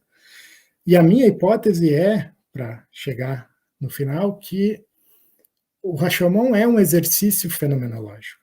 É um filme não tratando da relatividade da verdade, mas sim da complexidade da nossa experiência, de como a nossa experiência humana é modulada pelo nosso estado de ânimo. E, portanto, voltando àquela passagem do Kurosawa, como o coração humano é, de fato, obscuro, e a nossa alma é obscura, é difícil de entender, porque nós não somos espectadores objetivos do mundo. Nós somos espectadores, nós somos agentes, atores envolvidos com o que acontece no mundo. Então, o que eu tentei fazer aí mais no final do capítulo foi mostrar que eu acho que Heidegger e Kurosawa estão se iluminando mutuamente. Assim, eu acho que um deixa mais claro a posição do outro. Eu não acho que o Kurosawa esteja ilustrando a posição do Heidegger. Eu não tenho nenhuma razão para acreditar que ele leu Heidegger, até onde sei, não leu, mas ele acaba intuitivamente apresentando na tela, de forma direta, algo que o Heidegger apresenta no Ser e Tempo de forma textual. Então, essa é basicamente a minha hipótese, e aí eu vou encerrando por aqui, e se vocês quiserem explorar qualquer outro desses temas com mais detalhe, estou à disposição. Obrigado, Arturo e todo mundo. Opa, muito obrigado, Jonas. Excelente a tua apresentação, muito legal, muito interessante. Pena que tu não possa ficar mais tempo aí falando mais, porque são temas muito interessantes mesmo, muito bom, muito legal. Agradeço o teu trabalho de ter transformado toda a filosofia e a base filosófica dos teus ensaios lá nessa apresentação para a gente aí. Tá? E nós temos algumas pessoas que estão participando aqui, e eu vou deixar que as pessoas tenham a coragem de fazer as suas perguntas, mas eu já vou fazendo as minhas perguntas aqui, porque eu anotei, fiz várias anotações. A parte do lenhador, que você falou do filme, né? O lenhador vai entrando na floresta do Rashomon, ele vai entrando na floresta, conforme ele vai entrando na floresta, mais obscura a floresta vai ficando, mais inóspita, né? Como se estivesse entrando na alma humana, assim mesmo, na obscuridade. Isso foi um tema interessante também. E outra questão foi a iluminação do filme. O Kurosawa faz uma iluminação muito, muito interessante, porque uma floresta como aquela não teria aquele sol que aparece, e aquela luz bate exatamente no rosto das pessoas, e elas parecem que olham para aquela luz Tá? Sim. Isso foi interessante também, o jogo que ele quis fazer, né, nisso. Isso foi legal. Uma pergunta que eu queria te fazer, e aí é uma questão um pouco mais, vamos dizer assim, metodológica. Você sabe que o Gilles Deleuze também trabalha com essa questão do filme, né? Sim. A pergunta é justamente essa. Tu usas um ponto de vista que eu particularmente acho que é o mais correto e o mais interessante, que é o do Wittgenstein e do Stanley Cavell. Mas nós temos esse ponto de vista do Gilles Deleuze.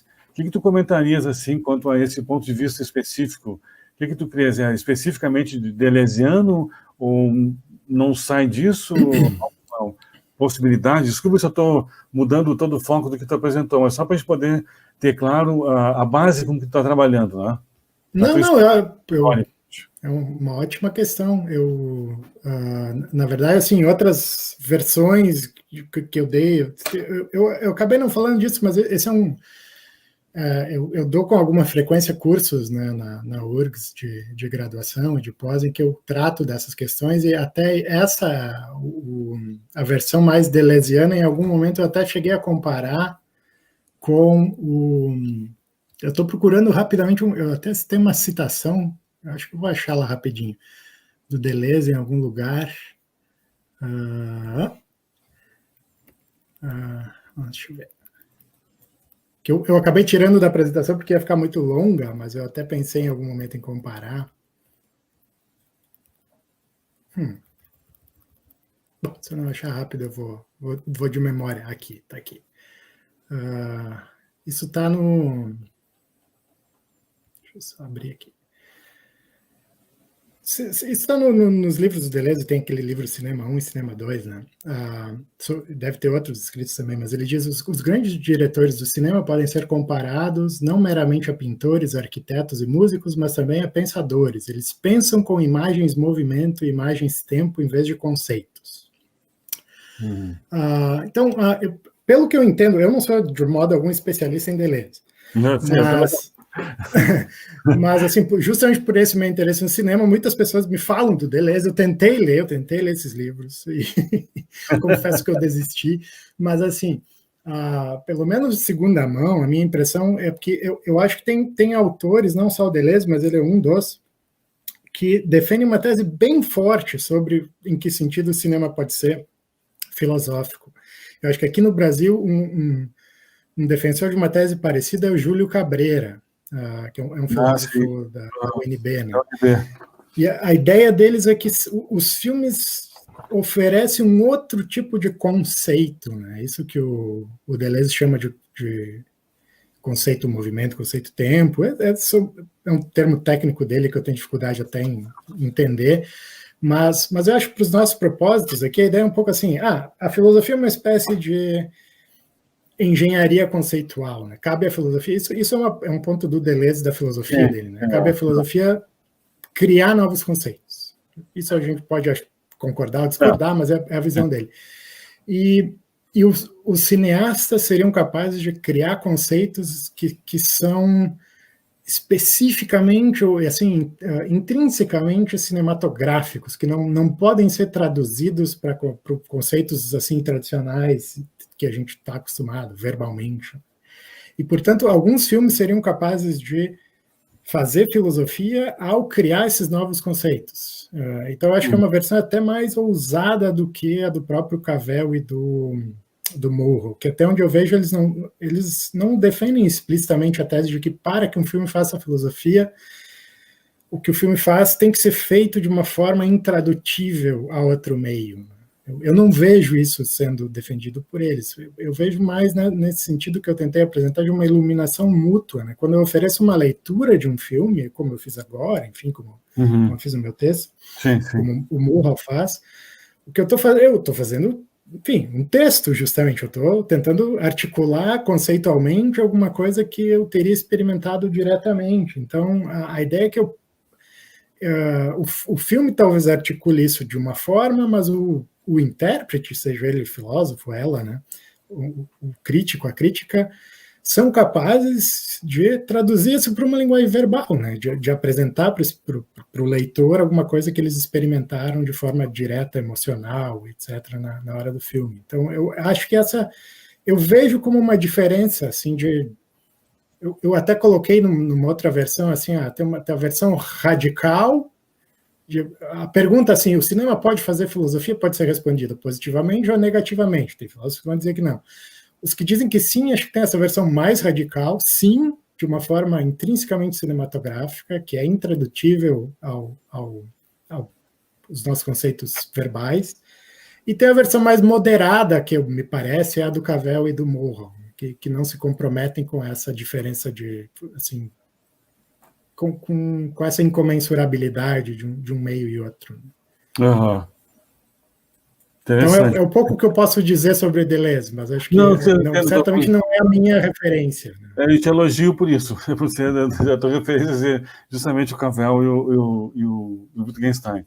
Outro aspecto, eu acho que aí seria um aspecto interessante, que tu fizesse uma correlação entre filme e experimento mental. E esses experimentos mentais, o Berkeley chamou atenção para isso, né? Que a gente não pode argumentar e querer tentar provar para outra pessoa, supondo que ela imagine algo que ela não tem condições de imaginar. Está lá no diálogo entre Illas e Philonous. Então, há uma questão do Berkeley também do imaginável e do inimaginável. Não. E esses experimentos mentais, eles aparecem muito na filosofia contemporânea. Com os experimentos mentais lá do Gettier, alguns experimentos mentais do Putnam e outros caras ali. Tu crês que que há uma correlação entre a maneira como a filosofia analítica que se questiona e faz filosofia e essa possibilidade de conexão com o cinema? Bom, com certeza que há uma conexão. Eu não sei exatamente se a tua pergunta qual que é por exemplo, o Edmundo Husserl, que você quer dizer um pouco, o Edmundo Husserl, uma pergunta, a filosofia do Edmundo Husserl não tem essa possibilidade imagística até. Enquanto que na filosofia analítica contemporânea, você tem uma possibilidade de imagística, imaginativa. Fake Barnes, o Gettier, coisas assim. Então você tem na epistemologia, né, os Fake Barnes, então você tem algo que é um experimento imaginativo, sim, que seria ou uma ilustração, aí que vem justamente a tua questão interessante, que aí ele seria para ilustrar um argumento, mas a tua defesa é de que seria praticamente o cinema um argumento, né? Mas a relação é, como fica se tu vês essa relação entre a filosofia analítica contemporânea e essa possibilidade de que essa filosofia feita dessa maneira permita que se aproxime do filme? Sim. Pois é, eu acho que eu não pensei antes exatamente nesses termos, mas acho que é uma boa pergunta. Assim, na minha prática, como eu conheço muito mais de filosofia analítica, eu acabo fazendo muito mais essa ponte, justamente. Eu acho que é mais fácil para pessoas que conhecem filosofia analítica, que estão acostumadas com esses experimentos mentais, entender a relevância de algo como um experimento mental no caso do cinema. Eu acho que tem uma proximidade e tem uma diferença, que eu acho que a diferença talvez existam contra-exemplos de filósofos que pensam no detalhe esses experimentos mentais. Acho que não é a regra, talvez exista exceções, mas a regra acho que é o experimento mental está aí em 2, 3 linhas, e aí o que é relevante mesmo é qual é a moral desse experimento, sim. O que nós vamos extrair daí. E aí que eu acho que a Martha Nussbaum, por exemplo, e outros filósofos criticam esse tipo de uso, né? Que é assim, eu imagino. Vocês lembram, todo mundo deve conhecer os experimentos mentais dos trolley cases, né? Como é que chama isso em português? Isso. A bondinhologia, sim. Tem um bondinho e um trilho que se separa, de um lado tem, sei lá, uma pessoa que tem mais 1 ano de vida e do outro tem 3 crianças e tal. Assim, se eu coloco assim, parece que é simples, eu tenho uma escolha, tenho 2 opções, eu tenho uma escolha. Porque eu vou escolher uma ou outra. Mas se a gente parar para pensar, tem muita coisa que não está sendo dita aí, né? Qual é a minha relação com essas pessoas? Enfim, que mundo é esse? Qual é a razão pela qual eu estou aí? Essas coisas parecem não ser relevantes, né? Se assume que elas não são. Só que se eu tivesse que fazer um filme e deve ter filmes que tratam de casos assim, eu teria que dar muito mais detalhe para imaginar isso de forma assim, para que isso se tornasse plausível narrativamente. E aí sim a questão poderia ficar interessante, né? Então a crítica delas é que a gente precisa ir além. Não é que a gente tem que abandonar experimentos mentais, mas que a gente tem que dar mais detalhe, tem que dar mais carne. E acho que isso tem algo de Wittgensteiniano aí. Né? O Wittgenstein imagina jogos de linguagem, nos pede para imaginar jogos de linguagem o tempo todo. Ele imagina com algum detalhe, assim, e compara com a nossa situação, para a gente comparar um com o outro e pensar qual é a diferença. Ele está fazendo isso o tempo todo, né? No detalhe, assim, ele não imagina o mundo todo, mas é o detalhe aqui, essa ação, imagina essa ação nesse contexto. Né? Eu brinco que o Wittgenstein está fazendo assim, a gente poderia imaginar um filmezinho dos construtores lá no início das investigações, para quem conhece, né? O Cavell, na verdade, nos pede para imaginar esse filmezinho, assim, para vamos de fato levar a sério, vamos imaginar o que seria um mundo no qual a gente tivesse esses construtores. Sabe? Então, eu acho que tem uma proximidade e tem uma diferença. E, por outro lado, só para completar, na filosofia continental não tem experimentos mentais exatamente, mas tem uma tradição. Isso é um autor que eu acho que faz isso de forma muito magistral, é o Sartre, de criar. Bom, e não por acaso Sartre escreve literatura, né? Literatura, sim. De criar situações, imaginar situações que a gente possa se colocar no lugar, né? Mesmo no Ser e o Nada, quando ele está falando do garçom, ele inventa uns casos aí, ele detalha aquilo de tal forma que eu consigo entender exatamente o que seria ter aquela experiência. E aí eu consigo, de fato, avançar na discussão. Eu estou entendendo do que se trata, do que fenômeno ele está descrevendo. Né? Então, isso não é exatamente isso. Não é exatamente um experimento mental, mas é um exercício imaginativo também. Então, acho que tem uma conexão também com a filosofia, ou com alguns expoentes da filosofia continental também. Né? Mas acho que tem essa ponte, sim, nos dois casos. Eu creio que sim, que é alguma coisa interessante. O Wittgenstein tem muitos e muitos. Só imaginar máquina de leitura, ser humano com máquina de leitura, já é um filme de ficção científica, né? E tem alguém que diz que um não sabe ler. Quando ele repete o que foi pedido para ele repetir, não sabe, não, esse aí não sabe ler. Coisa assim. Eu não sei, o pessoal aqui não está fazendo pergunta. Eu vou. Sei como é que está tomando uma água aí. Não, estou tranquilo. Se tu tiveres perguntas, estou à disposição. Outra coisa que tu falaste, na última parte, tu falou de estado de ânimo, do Heidegger. Eu não tenho essa palavra no alemão, não sei como ela funcionaria, mas o Wittgenstein fala, numa certa altura da segunda parte das investigações, ele fala algo que, olha, tem gente que a gente perde o cabelo da cabeça, como se diz, para explicar isso, ou compreender isso, que é a experiência do significado. Essa experiência do significado, que é justamente, me parece que é essa correlação do Heidegger com o estado de ânimo. Não sei, tem que desenvolver isso, tudo bem, mas eu só me perguntaria como é que tu pensa sobre isso, assim, se tu pensa, se a minha correlação diz respeito a algo do que tu está pensando aí, ou está muito fora? Eu, na verdade, queria te ouvir mais, porque isso me interessa bastante, assim, essa segunda parte das investigações é bastante mais difícil do que o resto do texto, né? Mas o que eu me lembro ali, tu me corrige depois, a ideia da experiência do significado, os exemplos que o Wittgenstein dá sei lá, tem uma palavra que tem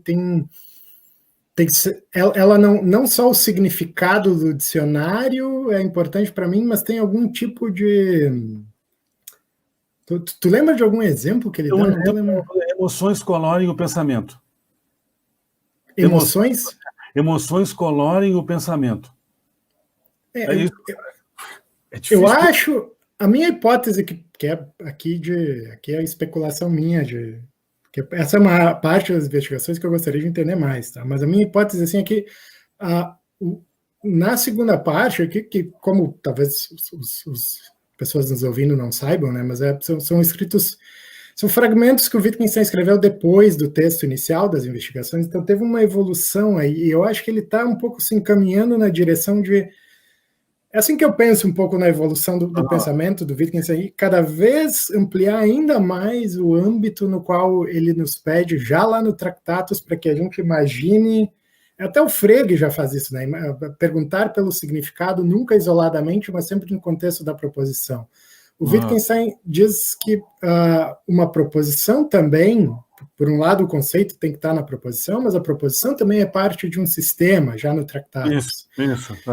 E depois ele vai dizer que é parte de um cálculo, que são jogos, que é parte de uma forma de vida. Eu acho que ele está cada vez mais ampliando o escopo de quais são os elementos que são fundamentais para o uso de uma palavra. E aí, nessa segunda parte, ele começa, acho que sim, estou pensando em voz alta contigo aqui, em entrar em questões que acho que se aproximam disso que eu falei a partir do Heidegger. E do Rashomon também, exatamente, concordo plenamente contigo, legal. Mas isso eu agradeço pela sugestão, assim, eu não tinha pensado explicitamente nessa essa questão da experiência da experiência do significado. Tem um texto de um professor lá de Groningen, lá da Universidade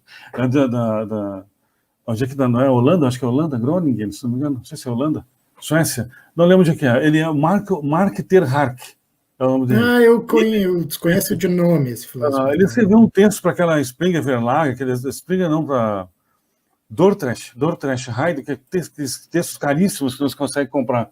Sim. E é justamente sobre essas questões, tá? A ligação, e é isso que eu vi interessante do que tu falaste sobre o filme, e eu fiz a correlação com essa experiência do significado do Rashomon, que é exatamente não mostrar uma questão estática, mas sim mostrar como é difícil compreender qual é a questão quando tu tens o contexto de toda a questão, de onde ela surge, de fazer... Isso, e que o contexto envolve o nosso estado emocional também, né? Que isso é parte do contexto. Isso, a verdade ela não é só algo que eu junto ou digo que é VOF, ou 1 ou 2, ou 1 ou 0, ela é algo que me toca emocionalmente, né? Isso é muito legal do filme, e isso que tu traz também é algo interessante. Legal. Vamos ver o que mais aqui. Perguntas, pessoal. Ninguém fez pergunta até agora. Sim, vou fazer ele sofrer, o Jonas sofrer aqui. Pelo contrário, Uma pergunta que eu ia te fazer é o seguinte: eu até notei do teu texto, me desculpa se eu fazer isso, às vezes não é muito educado, mas fazer a pessoa responder pelo que escreveu, né? Parece que a pessoa não sabe o que escreveu, mas não é isso. Posso tentar. Não, é só para a gente aumentar um pouco mais a discussão. Numa certa parte do texto que tu escreveu lá com o Flávio, com o Villegas, na página, eu peguei a página 195 aqui. Você disse o seguinte, que tu estava explicando o que tu estava tentando fazer, né? O que tu queria fazer naquele texto. E tu apontaste lá o que tu ia fazer, e uma certa momento, tu diz assim, vou citar as tuas palavras lá para a gente poder desenvolver depois. Para Diamond, assim como para Nussbaum, a filosofia foi caracterizada desde o seu início como interesse em transformar a maneira que as pessoas veem o mundo.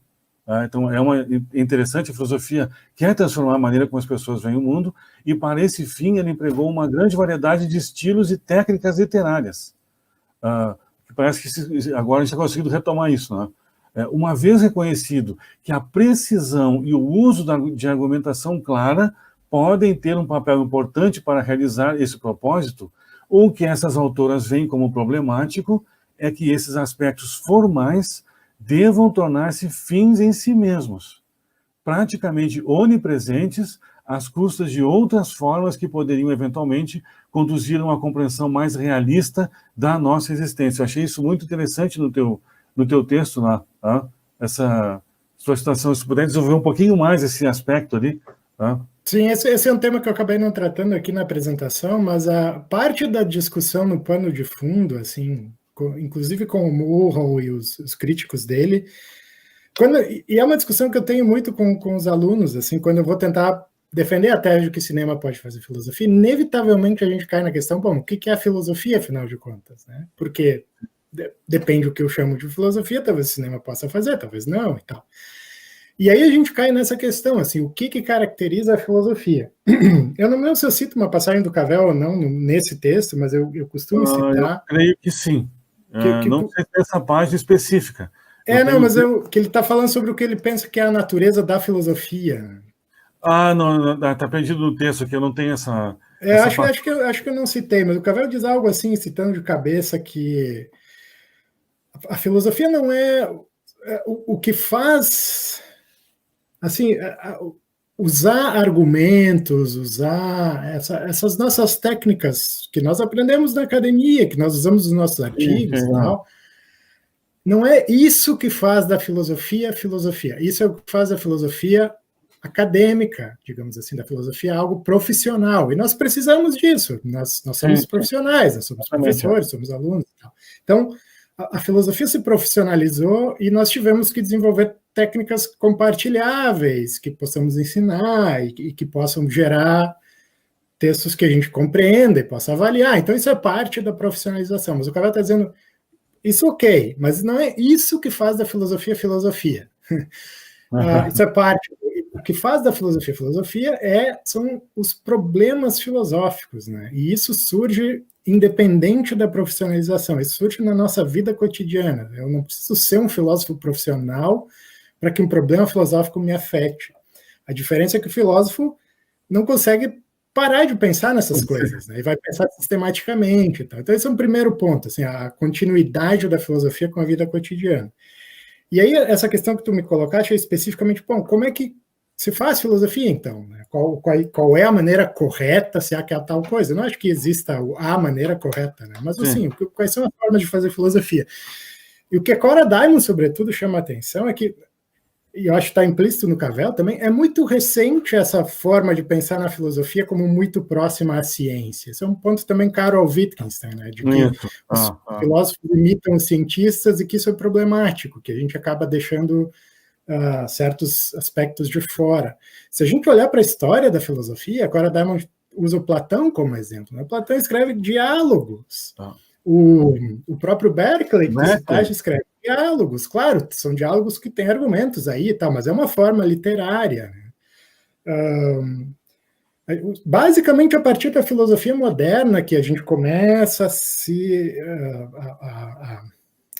um desenvolvimento que vai culminar no que, pelo menos na filosofia analítica hoje, é essa tradição de oferecer argumentos que possam ser formalizáveis e tal.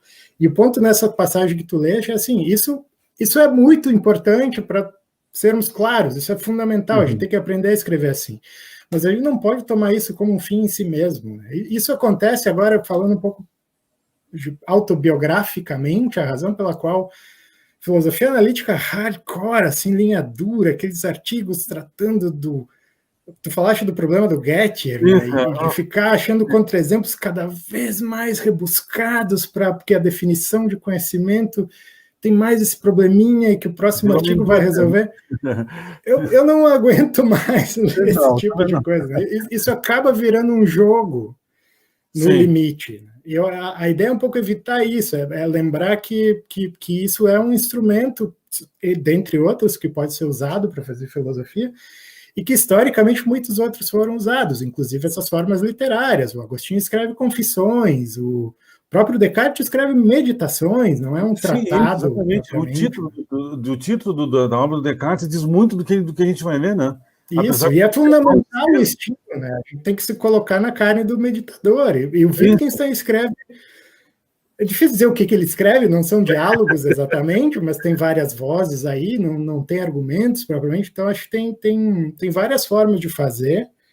E o meu ponto ali é esse, assim, se a gente tiver aberto a possibilidade de que a filosofia não se resume a essas formas acadêmicas profissionalizadas que eu chamei em algum momento de esse meio da filosofia acadêmica, aí eu vou estar um pouco mais aberto à possibilidade de que eu possa encontrar conexões interessantes da filosofia com outras artes, né? E particularmente com o cinema. Exatamente. Isso que eu achei interessante. Isso que eu achei interessante.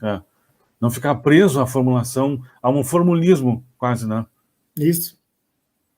Isso a filosofia analítica e acadêmica, pessoalmente, traz muito de negativo. Eu lembro do professor da Universidade de Helsinki, o Lars Herzberg, dando um exemplo.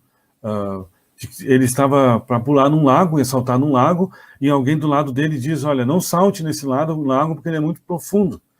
Ele disse que a última coisa que ele ia perguntar para a pessoa é se ela era confiável. Tem justificativas. Exatamente. Você tem justificativas para que esse lago é fundo, ela não vai pular no lago. Então, os exemplos do Gettier, eles são exemplos descarnados. É totalmente completamente. Isso é parte... Exato. Algumas pessoas não gostam que a gente diga isso, mas infelizmente é assim que se percebe. Eles não, como diz o Wittgenstein, é uma roda solta muitas vezes, não gira algo na vida. Tá? Para de novo ser autobiográfico, eu vou dar um curso de teoria do conhecimento o ano que vem na URGS, e eu estou me vendo às voltas com assim, a necessidade, pelo menos eu tenho que falar dos exemplos do Goethe, não tem como não falar, certo? Sim. Mas eu estou tentando assim não fazer só isso e chamar de volta, porque eu acho que é a discussão mais fundamental, que é conectar essas questões sobre o que é conhecimento, sobre ceticismo, com as nossas vidas, com angústias existenciais nossas. Pensar isso é um ponto do Cavell também, sobre a origem existencial do ceticismo. E eu acho que filmes são fundamentais para isso, tanto que, assim, cada vez mais eu tenho usado filmes em qualquer curso que eu dou, um curso sobre Wittgenstein eu uso filmes. Eu usei Star Trek uma vez para falar sobre formas de vida diferentes, esse tipo de coisa, assim, eu acho que é legal. Tem uns vídeos no YouTube sobre ser guetierizado, de repente tu pode utilizar para as aulas de semologia. O cara entra em sala de aula, ele tem uma barba como a tua, e ele usa uma barba postiça. É um exemplo. Aí o professor aprende, você tem barba? Ele diz, não, essa aqui. Ou seja, deu carne, né? Dá para fazer. Para fazer, isso é interessante. Deixa eu ver o que eu tinha mais para te perguntar aqui especificamente. Sim, um ponto assim, que eu acho que é interessante e toca em algo que atinge a gente na academia, muitas vezes. Justamente por isso nós estamos falando desse vício, né? Do que você pode fazer, da bibliografia que você tem que usar, do problema que você pode tratar, que isso é aceitável academicamente, isso não é aceitável, e assim por diante. Mas como você falaria, nesse aspecto que você falou entre cinema e filosofia, como você comentaria ou falaria, como você vê isso, vamos dizer assim, a questão do método? Ou você vê que isso que é uma questão, por exemplo, não se põe esse problema do método? Inevitavelmente se põe, né? Mas assim, a minha posição pessoal a respeito dessa questão é que eu não sou... Como é que eu vou chamar isso? Eu sou pluralista, eu acho que tem diferentes métodos de fazer filosofia. Tem alguns que eu acho melhores, eu pessoalmente, tem outros que eu não me interesso tanto, mas eu não acho que assim, tentar definir a priori ou de forma quase que... esquemática, assim... o que é o método, eu acho problemático. Mas, dito isso, claro, tem métodos que, como eu disse, são mais próximos da minha forma de pensar, né, na filosofia. E aí, o Wittgenstein, a questão do método é fundamental para ele também. Né? Isso. E métodos, ele chega a dizer em alguns contextos, né? Não há um método, há métodos. Há os métodos dos jogos de linguagem, há o método lá no Tractatus, as tabelas de verdade. Interessante isso. O próprio Wittgenstein usa diferentes métodos, né? Eu acho que a questão do método tem necessariamente vai se conectar com a tua visão do que é a filosofia, o que é o objetivo da filosofia. Né? Se o objetivo da filosofia é auxiliar na descoberta de novas verdades científicas, por exemplo, você vai pensar no método de um jeito. Se você acha que o Wittgenstein diz em algum momento que o que a filosofia faz não é descobrir fatos novos, mas revelar algo sobre o que, em algum sentido, nós todos já sabemos, chamar atenção para aspectos que passam despercebidos, porque são muito familiares, o método vai ser outro. Se você pensar que a filosofia tem que dissolver problemas por oposição a resolver problemas, né? Se a gente precisa de uma cura para os problemas filosóficos, tem que ter um método terapêutico. Então, eu acho que, assim, estou respondendo de forma um pouco evasiva, mas não é a minha intenção. Eu acho muito mesmo como você. Acho que a contraposição que eu estou tentando fazer é contra a palavra inspiração. A gente tem a ver com aquilo que eu li, que tu escrevesse, da Martha Nussbaum, que o medo da inspiração, porque a inspiração parece que qualquer filme me propõe qualquer coisa, não é bem assim. Tá? Por isso que eu te fiz essa questão. Tu não vês isso como uma contraposição à inspiração, por exemplo? A inspiração como algo poético? Eu não pensei nesses termos. Eu não sei se eu vejo como uma oposição. O que eu posso dizer é que eu acho que... legal. eu tento explorar, na verdade, eu apresento esses meus cursos de cinema e filosofia, assim, um dos objetivos centrais é aprender a ler filmes filosoficamente. Isso não é um método, mas tem algo de metódico aí, né? A gente tem que aprender a olhar para os aspectos certos, fazer as perguntas certas, fazer as conexões certas. Então, com certeza, eu não sei se eu não uso o termo inspiração para dizer a verdade, assim, mas eu acho que tem um primeiro momento que é o da experiência direta e crua do filme, né? Que é emocional, que não é. Eu não tenho clareza sobre por que exatamente aquilo me tocou. E tem um segundo momento em que eu tento digerir isso e articular conceitualmente. Aí eu vou precisar. Aí, nesse segundo momento, eu acho que eu vou ter que usar certas técnicas, né? E aí eu acho que as técnicas que nós usamos são muito úteis de estabelecer argumentos claros, definições, perguntas, etc. Né? Usar isso para tornar mais claro para mim mesmo o conteúdo da minha experiência crua do filme. Né? Então, eu acho que tem... E em alguma medida isso é um círculo virtuoso, assim, né? Eu vejo o filme, tenho uma experiência. Aí eu converso com pessoas, discuto, penso, escrevo, leio e tal, vejo de novo, e aí eu entendo melhor uma coisa que estava muito implícita antes. E isso é um círculo hermenêutico, uma espiral, talvez, em que a gente vai cada vez tendo mais clareza sobre isso que eu talvez pudesse chamar de inspiração. Né? Mas eu não sei se é isso que tu queres dizer com inspiração, mas eu acho que é fundamental o nosso primeiro contato com o filme. Assim, né? Se teve algo que me tocou, eu acho que essa é uma boa pista para que a gente investigue qual é o que tem no fundo, assim, o que para além de razões puramente estéticas pode ter pela qual isso me tocou, e aí eu vou ser obrigado a tornar isso mais claro para mim mesmo.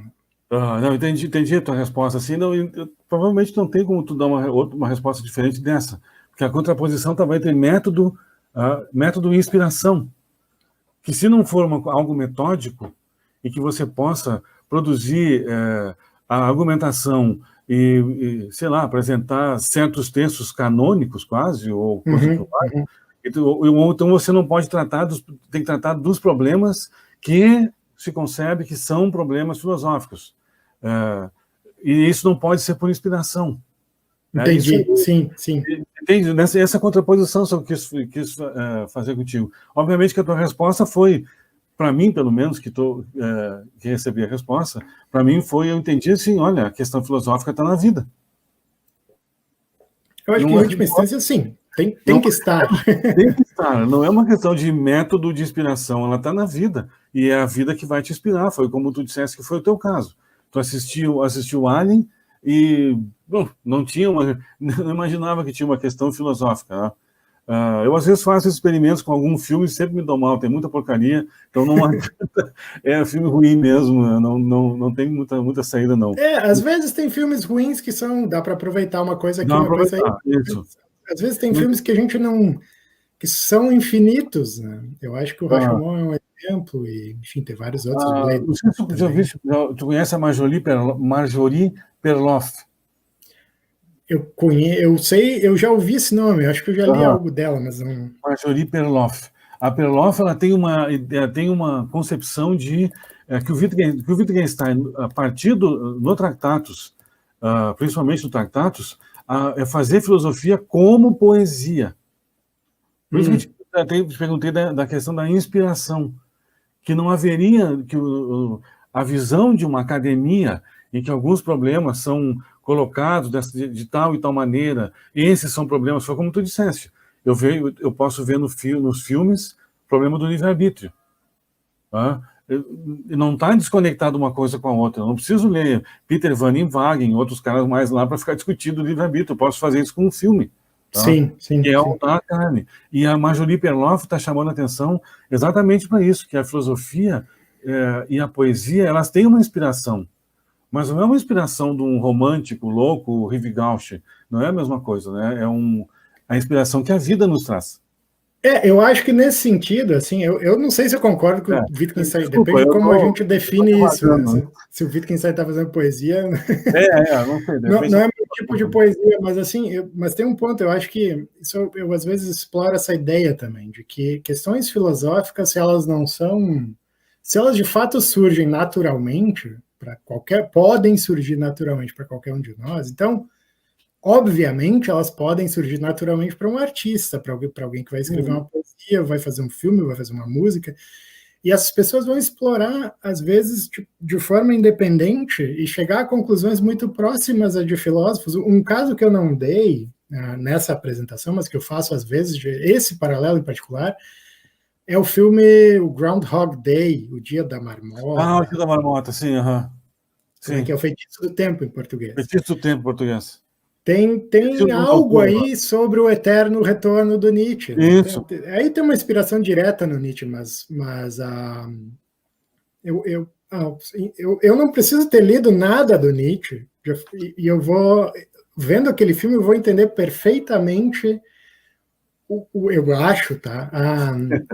Para quem não viu o filme, tem assim, Acho que ele é um blockbuster, né? Ele é um blockbuster do filme. Não exatamente, mas enfim, é uma comédia romântica popular, né?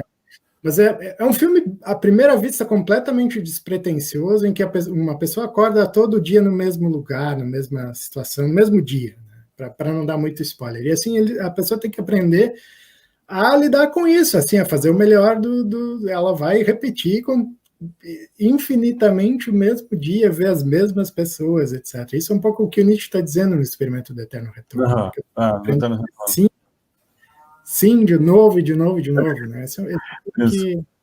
Enfim, mas às vezes, nesse caso teve uma influência direta do Nietzsche, mas tem outros casos em que eu acho que, independentemente, por outros caminhos, um artista vai chegar a explorar uma posição, aí sim, por inspiração, porque a pessoa começa a pensar nesse tema e expressa isso artisticamente, que filósofos fizeram de outra forma, né? Então, e aí, nesse sentido, eu acho muito importante usar textos também, usar filósofos tradicionais para tratar de filmes. O que eu não acho que seja a melhor forma, aqui está.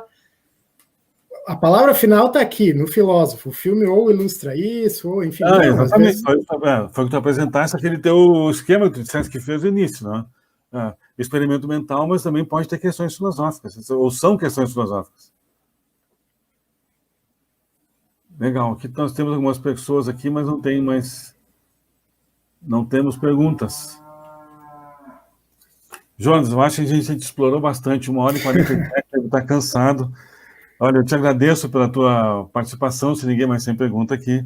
Agradeço pela tua participação, tua paciência em responder as minhas perguntas aí meio esquisitas. Tuas perguntas foram todas muito boas, acho que eu vou ter que rever esse vídeo depois para pensar mais nesses assuntos.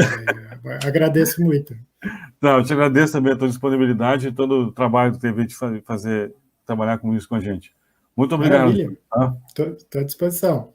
Foi um prazer. Prazer também. Uma boa noite a todos. Boa noite.